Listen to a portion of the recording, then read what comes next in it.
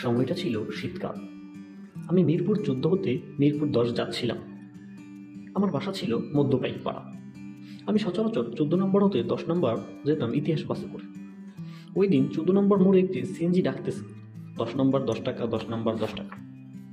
আমি আগেও মাঝে মধ্যে এমন সিএনজিতে করে 10 নম্বর গিয়েছি, তাই কিছু না ভেবেই উঠে পড়লাম সিএনজিতে।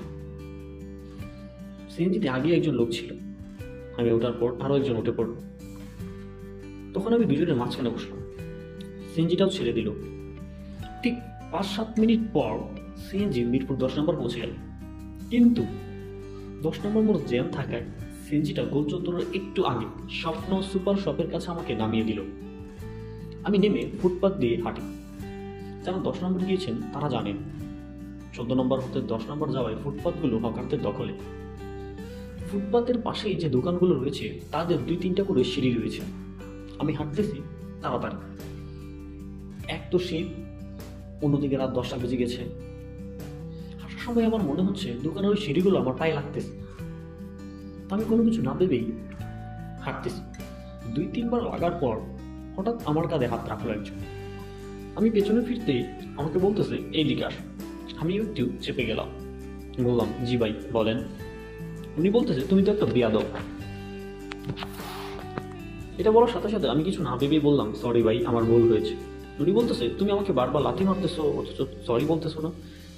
আমি বললাম, সরি ভাই, আমার ভুল হয়েছে, আমাকে ক্ষমা করতে। এটা বলেই আমি ভাবতেছি আমি ওনাকে লাথি মারলাম কখন, আর উনি তো আমার পেছনে পেছনে কি লাথি মারা যায়? যাই হোক, কিছু না ভেবে আমি বারবার সরি বলতেছি। তখন উনি বলতেছে, তোমার নাম কি?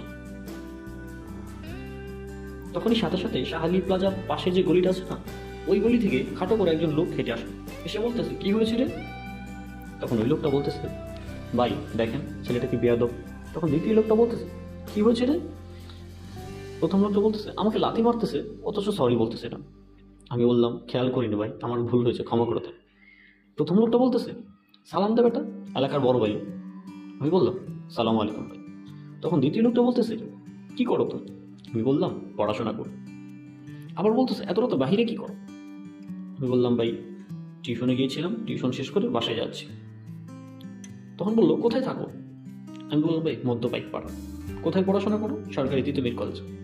আবার বললো, কোন সাবজেক্ট? আমি বললাম, গণিত। উনি বললো, ভালো সাবজেক্ট নিয়ে পড়তেছো, তাহলে এমন বেয়াদবি করো কেন? আমি বললাম, ভাই আমার ভুল হয়ে গেছে, বুঝতে পারি। আচ্ছা ঠিক আছে, সমস্যা নেই।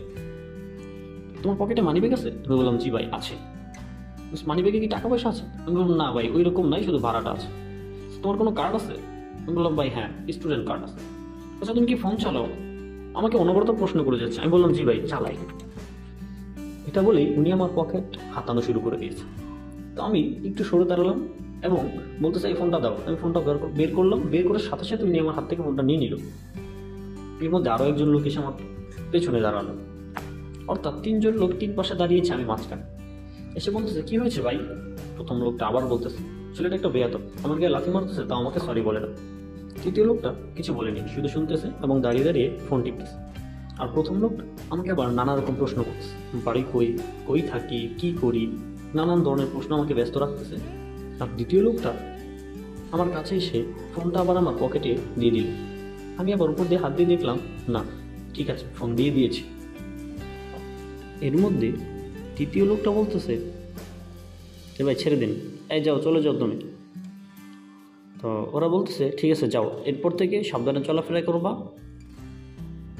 আমি বললাম, জি ভাই ঠিক আছে ভাই, সরি ভুল হয়ে গেছে ভাই, আমাকে ক্ষমা করে দেন। মানে আমি বারবার ক্ষমা চাচ্ছি তাদের কাছে, আমি এটা ভুল করে ফেলেছি। আচ্ছা যাই হোক, তো আমি একটু সামনে হাঁটা ধরবো, যে আমি 2 কদম হাঁটলাম, পকেটে হাত দিয়ে দেখি কি আমার ফোনে শুধু কাভার, মানে উপরে কাভারটা আমার পকেটে উল্টা করে ঢুকিয়ে দিয়েছে, বাট ফোনটা ওরা রেখে দিয়েছে। আমি আবার সাথে সাথে পেছনে ঘুরলাম, ঘুরে বলতেছি, ভাই ভুল হয়ে গেছে ভাই, সরি, আমাকে ক্ষমা করে দেন, আমার ফোনটা আমরা দিয়ে দেন। বলতেছে, যাও চলে যাও, ফোন পাবা না এটা। আমি বললাম, ভাই সরি ভুল হয়েছে ভাই, ফোনটা দিয়ে দেন না। সে বললাম না, ফোন পাবা না, মনে করো তোমার বড় ভাই ফোনটা রেখে দিয়েছে, যাও আমরা চা নাস্তা খাবো, ফোনটা নিয়ে, ফোনটা দেবো না তোমাকে, তুমি চলে যাও। ভাই ভুল হয়ে গেছে ভাই, দিয়ে দেন না ভাই, ভাই গ্রাম থেকে আসছি নতুন ভাই, আপনাদেরকে চিনি নেই ভাই, আমার একটাই ফোন ভাই, আর এই ফোনটা ভাই পুরাতন ফোন ভাই, অনেক অনেক পুরাতন ভাই, ফোনটা নিন না ভাই, প্লিজ ফোনটা দিয়ে দেন। ওর পাশের লোকটা ফোন নিয়ে হাতে নিয়ে বলতেছে, এই ফোনটা এমআই ফোন, বেশি ভালো না, দিয়ে দেন। রোজ 5-এর জন্য দিয়ে দেবো? হ্যাঁ ভাই দিয়ে দেন ভাই, প্লিজ ভাই দিয়ে দেন। মানে আমি রিকোয়েস্ট করছি ওনাদেরকে, প্রচুর রিকোয়েস্ট করতেছি এবং নিজেকে অসহায় প্রমাণ করতেছি। আসলে এই ফোনটা ছাড়া আমার একটা ফোনও ছিল না, নিলে আমি আসলেই অসহায় হয়ে যেতাম। তারপর মানে আমার অনেক আননয় বিনয় থেকে কী করলো, যে ওরা ফোনটা দিয়ে দিল, কারণ দেখলো যে ফোনটা আসলেই দামি না। এমআইয়ের একটা ফোন ছিল রেডমি 6A, 10,000 টাকা দিয়ে কিনেছিলাম 4-5 বছর আগে। তো এটা কেমন মূল্য, তখন ফোনটা ওরা দিয়ে দিল, দিয়ে বলতেছে সোজা হাট, আর পেছনে তাকাবি না। তো ফোন নিয়ে সোজা হাঁটা ধরলাম, আমি এর পেছনে তাকাইনি। আপনারা বুঝতেই পারতেছেন এটা একটা প্ল্যান ছিল, প্ল্যান করে আমাকে ধরেছে, বাট যেভাবে হোক আল্লাহ চাইতো আমার ফোনটা নিতে পারিনি। তো এইরকম বিভিন্ন সিন্ডিকেটের কবলে যদি আপনারা কখনো পড়ে থাকেন, আপনাদের সাথে এমন ঘটনা ঘটে থাকে, তাহলে অবশ্যই আপনারা আমাকে মেইল করবেন।